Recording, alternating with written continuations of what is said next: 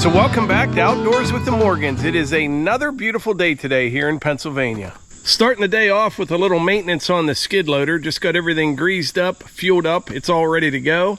And by the way, I now have 75 hours on this machine. And we have got a lot done in those 75 hours. But anyway, before we get started with today's video, I wanted to mention Paul Bunyan Show, October 7th, 8th, and 9th. Melissa and I will be there on the 7th and 8th for sure. Maybe even Sunday, I'm not sure yet, I'll let you know. But it's near Cambridge, Ohio, all things wood related. It's a great show. If you can make it, come on up, stop by and say hi. So the leaves are just starting to fall. The cherries, they come down pretty quick, but I've noticed a few maples that are starting to turn just a bit. It won't be long now, and the weather is about to change quite a bit. It's going to be about 80 degrees today, mid-80s tomorrow, and then after that, it looks like the low 60s for the foreseeable future. So those leaves will start turning pretty quick, and it's coming fast. It really is. Won't be long now. Snow will be flying.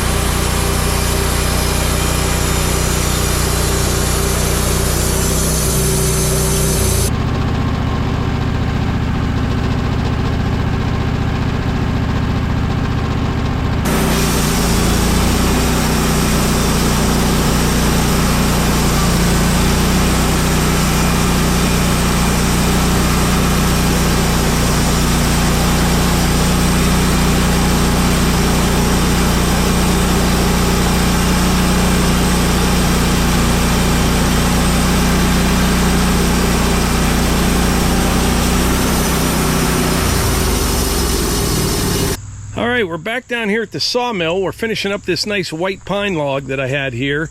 I mentioned the other day, this is one of the ones that came from the West Virginia property. I'll tell you what, the more of this that I saw, the happier I get. I'm actually getting onto this pretty quick. Now, I started on this log the other night, and it got dark, and I didn't have time to get back to it until today. But when I started, I was getting some blade marks in the wood.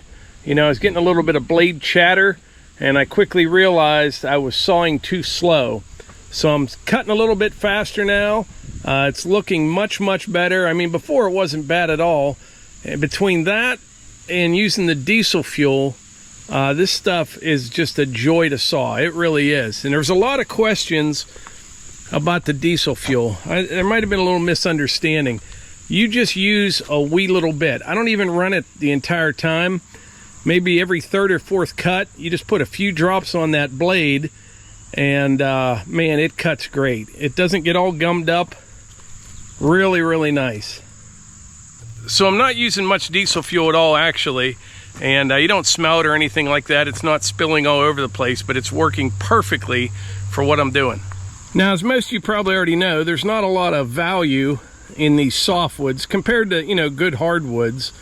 Like if you had someone like a logging company come to your property and you had a bunch of these white pine, I don't even know what they'd offer you. Maybe 20 cents a board foot on the stump. I have no idea, but I know it's not much.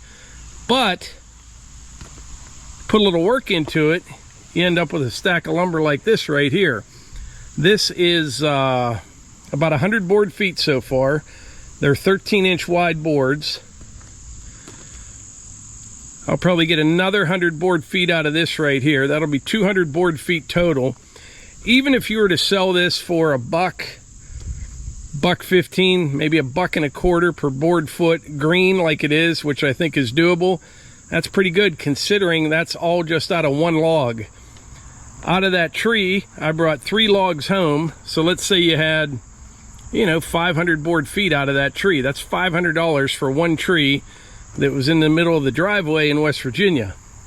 And plus there is acres and acres of this white pine on that property down in West Virginia, and red pine. A buddy of mine was a forester for years. Now he works in oil and gas. someday, maybe the next week or two, he's going to go down there with the property. We'll kind of cruise it a little bit. That's what they call it, cruising timber. I'd like to get an idea just how many board feet per acre. I'm not going to log it or anything like that. I'm just curious.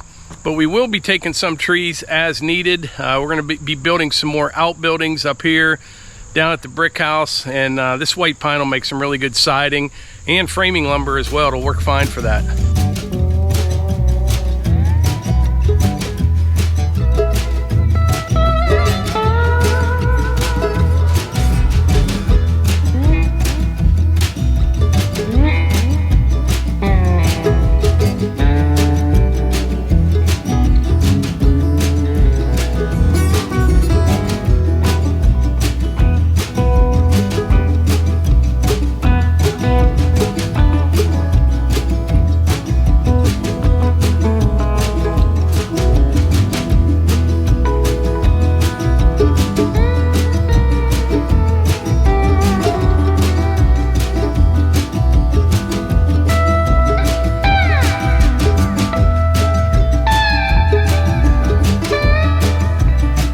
So I just sawed 5 boards there, and you know, I left it right on the mill. A lot of people ask about that, if that causes any problems, thinking that there's like pressure on the blade leaving all those boards on there. I've never experienced any problems doing it, and plus to me it's pretty much the same if you were sawing, you know, big thick, you know, 16-quarter slabs or something like that. You still have that weight above it anyway. It doesn't matter if it's in 1-inch boards or 4-inch boards. So I've never noticed any trouble doing that. Boy, this is nice stuff. I do like, you know, the wide boards, but these are prone, you know, to cupping and things like that. So when we stack and sticker these, we'll put these on the bottom. But like for siding, for outbuildings, like I was talking about, I prefer stuff like this right here. It's like 7.5 inches wide. This won't cup or twist or anything. Nice, stable lumber.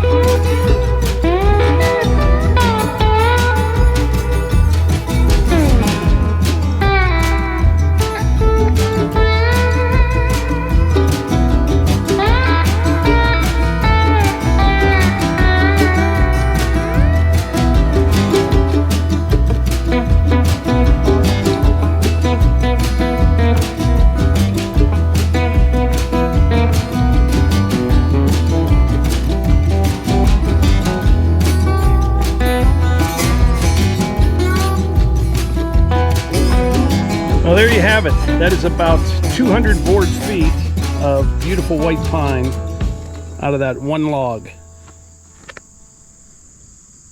Nice stuff. So tomorrow, me and Levi will get that lumber stacked and stickered. And then I think later this week, I'm going to go down to West Virginia for one day. I'll take the dump trailer down. I have another white pine right there at the edge of the driveway that I've been wanting to take down. So I'll take that one down. and bring it back. But anyway, right now we need to go get on the tractor and do the last brush hogging of the year.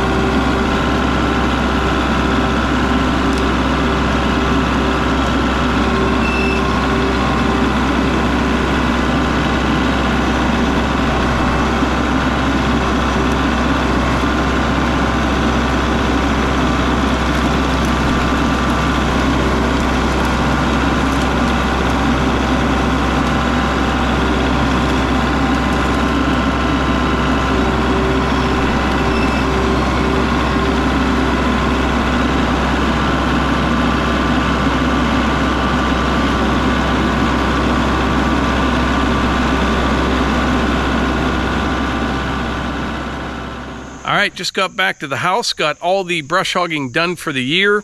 I got all the trails done, the power line done. I did some down at the brick house the other day. It won't grow much more now before winter, so I think we're good.